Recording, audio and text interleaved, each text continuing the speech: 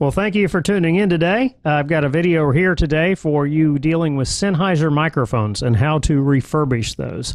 The particular one I have right here is a Sennheiser E835 Evolution. I think it's one of the best budget-minded, all-purpose kind of microphones for vocals. It is a cardioid design, and as you can tell, it does have a little bit of the Sennheiser sibilance. So it does have a little bit of that in there. That is one of the high frequency parts of a Sennheiser that some people really dislike. But one of the things I was doing when I was looking through some of my years in rock bands and whatever, what I found out is always paying the high dollar isn't always the best thing for getting good high quality material. So some of the things I have, like my drum sets, my cymbals, and bass drum pedals, and also my hi-hats and whatnot. I usually get older ones that are good quality and high quality, and then kind of replace parts on them that make it better. Well, here's what I have gotten so far over the last couple of times on eBay. One is an E35 Evolution 35 microphone, and this other one is also an E835 microphone too as well. Now, as you notice, these are nice looking here. This one I got for about $45 off of eBay, and I did have to clean it up a little bit and put a new ball on the top because it was kind of trashed. The other one here is this was completely fouled up. This one had a bad element or capsule in it, so what I did is I got one of those $20 capsules and replaced it. I didn't have to do much on the body of the Sennheiser E835, and the $20 replacement cartridge. Well, it didn't cost that much, but it also didn't. It really, I don't know whether it's an 835 or an 845, because the Latvian company that made it basically said, well, it's an E835, 845, and those are actually two different kinds of microphones. One's a cardioid design, one is a super cardioid. This particular one right here was the very first one that I got a hold of, and I really like Sennheiser mics. I've got a video coming up here eventually on my drums, dealing with drum mics and why I like these. Again, I can get these fairly cheap, and they're actually pretty damn good. But one of the things people don't understand when they look at these things, they look at them and they're trashed. Look at what the shape of what I got this particular one in. I mean, it was hammered. And here's the original ball on the top of it. It's dented in, and it's got a foam in there. And if you look at that foaming, I've got this picture of it. It's kind of gross. This was probably a house mic for some company who had karaoke or something like that. And again, the balls are difficult to get a hold of. This 835, 845 variant's a little bit different, and this is a 945 one. But this particular microphone looked like this before I started. Now, if you can see, it's got yellow tape on it, and the barrel is all scratched up, and it just looks horrible. So it didn't take me very long to kind of take this thing apart, if you know how, and then how to refurbish these. I got this for like 30 bucks, and this was 20. So for 50 bucks, I got a pretty cool looking microphone. And it actually sounds pretty good. I'll go through all three of them with you, and you can tell the difference. You'll probably hear that this E935 vocal mic is much better than this E935, and it's probably better than this extra, well, this budget brand, no-name knockoff Sennheiser. It's not bad, but it's not as good as the others, and I think you'll hear that. But in order to take these apart, it's not really that hard a deal. Let me put on my specs. I can't see up close. But anyway, all you do is you basically unscrew this. Now, I've seen so many Sennheisers that people have tore up because they just start prying on this, and you can't do that. It's got a little screw down here, right there.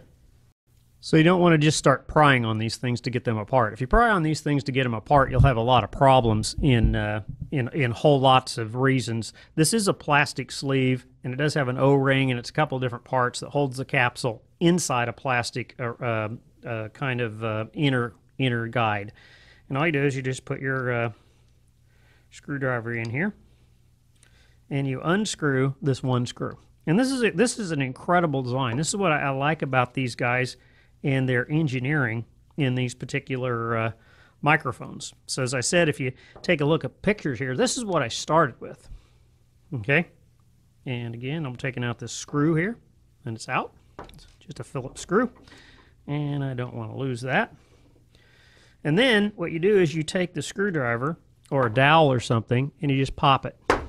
Okay, and in doing that, you have this element that comes out, and here is the capsule right here. So you can replace the capsule, and there's an O-ring with two parts here that captures that in there. So this is a really elegant way, as I said, to put it together. Now, this particular part is just metal. It's just solid, hollow aluminum. Probably well, I don't even know if it's aluminum. It's pretty hefty. But anyway, this particular thing, all I did was sand it down with 220 grit. And then I took a self-etching primer, and this is a darker gray one because I followed that up with this one. This is a Rust-Oleum metal flake, and it looks cool once you're done. It really does a pretty good job in refinishing the metal, and it looks a lot better than what it did. But anyway, we got to make it sound good too. So anyway, what I did is I just sanded it down, cleaned it off with some acetone or paint thinner, and just got it really nice and clean, and put tape over the end, put tape also inside the screw hole, put tape around the O-ring and the threads here so we don't paint any side, and I just spray painted it 2 times. And this can be done very quickly, so I just went, light coats, so sprayed it. 20 minutes later, sprayed it again, 2 coats of primer, let it dry for 20 minutes, coated this, 20 minutes, coated this, and then my last coat, I kind of looked at it to see if there was any spots that I kind of missed or wasn't equal, and then just kind of worked it out that way. Let it set for 2 weeks, it's all good. And then we can just put it back together. Now when you use paints, make sure you use kind of the same kind of brand. I don't care what you used. I used Rust-Oleum, that's what I could get at my hardware store.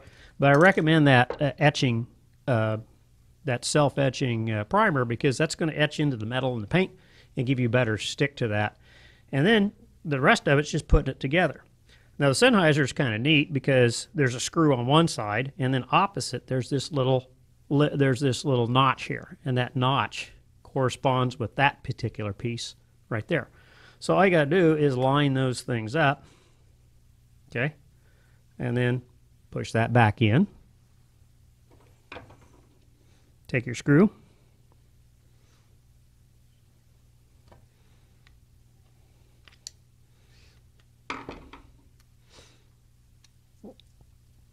and then just screw it back together. And then your microphone is ready to go.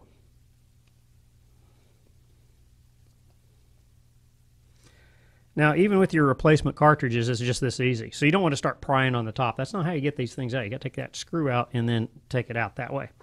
Now, I got this. This is actually for an Evolution 845 and 945. So it's got a longer thing on there. So you can't get as much proximity effect. And the proximity effect is the closer you get is that. And this is going to take you out just a little ways. But that's okay. But I just wanted to show you the differences on these different mics here. And I've seen people with better voices than I. So I'm just going to go through a chorus and moving on with Missouri. And that road goes on and on into the sunset, and my destiny is bound to moving on. Never found one to satisfy my soul, yeah. Girl, I want you, but I just gotta go. So that is the E935. Just 1 second, there's going to be a little bit of a pop here.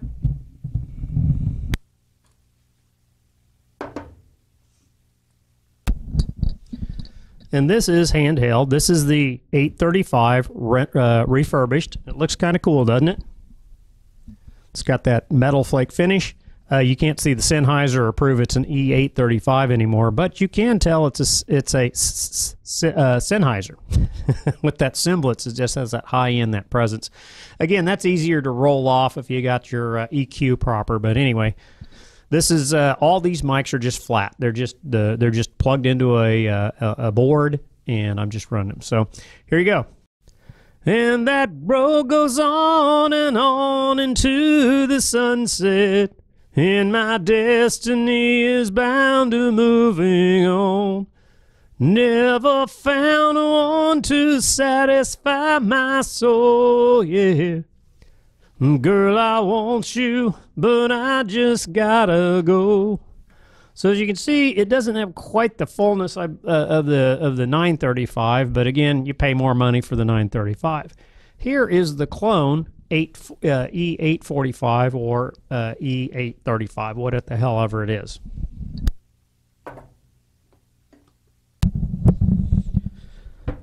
And that road goes on and on into the sunset, and my destiny is bound to moving on. Never found one to satisfy my soul, yeah. Girl, I want you, but I just gotta go. So as you can see, I don't think that sounds as good, but it has a lot more pop. It has a lot more attenuation, I believe. This is the same attenuation level in the other two. I don't think the other two came out near as loud as this one. So that's usually what happens with these cheaper mics here. But here's the E935 again.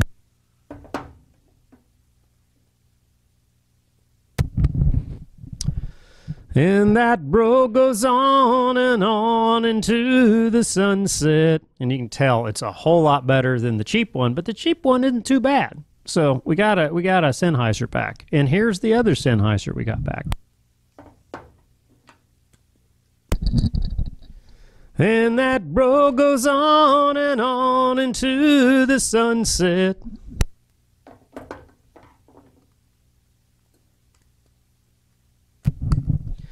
And that road goes on and on into the sunset. So there you are. 3 different mics. Fairly easy to take care of, fairly easy to make cosmetically good again. And you can do this relatively cheaply. And in these times of having higher and higher inflation rates and other kind of problems, this may be an option for you to still get out there and play and still get out there and sound good. Now, the latest mic I'm working on, I did the same thing with a Shure SM57, and I got one of these. All I've got to do is get the cables hooked up to the capsule now, and then I'm good to go. So again, you can, you know, it's not probably going to be as good as a real Shure SM57, but with some EQ, it can probably be okay for a lot of our applications. It can get beat up and whatnot. So that's what I like about the old Sennheiser series, the Evolution series. They're actually pretty good, and that's why I decided to get them and add them to my mic lineup. So till later, I hope you found this useful, and again, you can fare well. See you later. Bye-bye.